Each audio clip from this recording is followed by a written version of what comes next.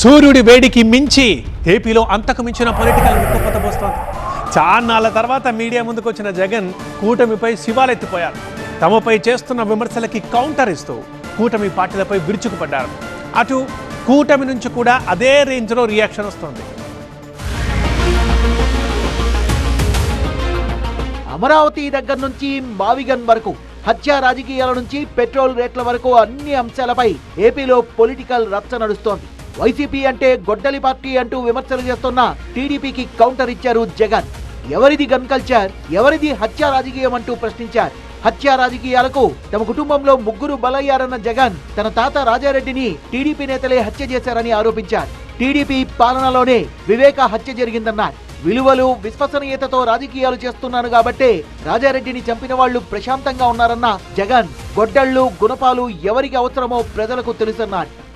జగన్ మంచోడు కాబట్టే మా తాతను రాజారెడ్డి గారిని చంపిన వాళ్ళు ఈ రోజుకి కూడా ప్రశాంతంగా బతుకుతూ ఉన్నారు. జగన్ చెడ్డోడైనంటే వాళ్ళంతా బతుకుండే వాళ్ళ.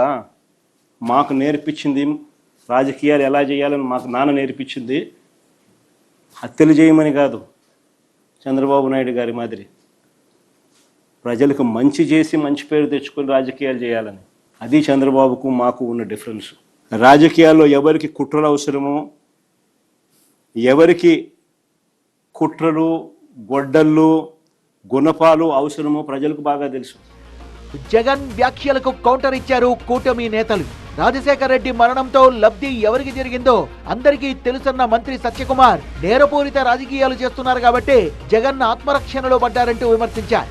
మావిగన్ పేరెత్తితేనే చంద్రబాబుకు బీపీ వస్తోందన్న జగన్ వ్యాఖ్యలకు కౌంటర్ ఇస్తున్నారు కూటమి నేతలు. అమరావతిలో నిర్మాణాలు, అభివృద్ధిని చూసి జగన్ కే బీపీ పెరుగుతోందని అంటున్నారు.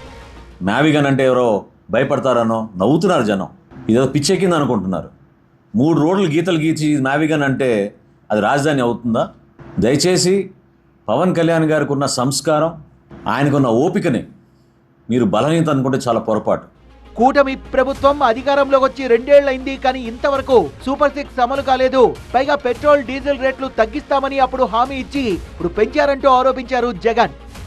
2 ఏళ్ళు అయిపోయింది, రూపాయి తగ్గకపోగా ఇప్పుడు పెట్రోల్ డీజిల్ 4 రూపాయలు పెరిగింది రేటు. నిజంగా ప్రజలు అష్ట కష్టాలు పడతా ఉన్నారు. ఓ పక్కేమో మా ప్రభుత్వ హయాంలో ఉన్న స్కీములన్నీ రద్దు అయిపోయినాయి, ప్రజలకు చేతిలో గవ్వలేదు. చంద్రబాబు నాయుడు ఇస్తాడన్న సూపర్ 6లు, సూపర్ 7లు మోసాలుగా తేలిపోయినాయి. ఓ పక్క స్కీములు రద్దు, మరో పక్క ఈయన ఇస్తాననేటివన్నీ మోసాలు, మరో పక్క రైతులకు ఏ పంటకు గిట్టుబాటు ధరలు రాని పరిస్థితి. ఈ విషయంలో జగన్ కు సూటిగా సవాల్ విసిరారు ప్రభుత్వ చీఫ్ విప్ జీవి ఆంజనేయులు. సూపర్ 6 అమలుపై ఏ గ్రామానికి వస్తారో రండి, పథకాలు అమలవుతున్నాయో లేదో చూపిస్తానంటూ సవాల్ చేశారు. ఇక పెట్రోల్ రేట్లు అంటారా, అవి జగన్ హయాంలో పెరిగినవే తప్ప తమ ₹1 కూడా పెంచలేదన్నారు. సూపర్ 6 పథకాలు అందలేదంటున్నాడు. నేను జగన్మోహన్ రెడ్డి ఛాలెంజ్ చేస్తున్నా, ఒక చీఫ్ విప్ గా మీరు ఏ ఊరు రమ్మంటే ఆ ఊరు వస్తా. సూపర్ 6 పథకాలు అన్ని నేను మీకు చూపిస్తా. నువ్వు ప్రజల క్షమాపణ చెప్పడానికి సిద్ధంగా ఉన్నావా? జగన్మోహన్ రెడ్డి అడుగు.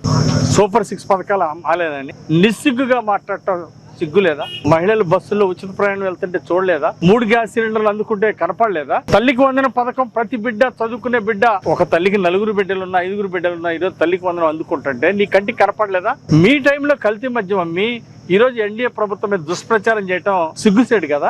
పెట్రోల్, డీజిల్ ధరలు లీటర్కి ₹31 అని చెప్పేసి, రోడ్డు చెస్ అని, ఆ చెస్, ఈ చెస్ అని చెప్పేసి లీటర్కి ₹31. భారతదేశంలో అత్యధికంగా పెట్రోల్, డీజిల్ ఛార్జీలు పెంచింది నువ్వు కాదా?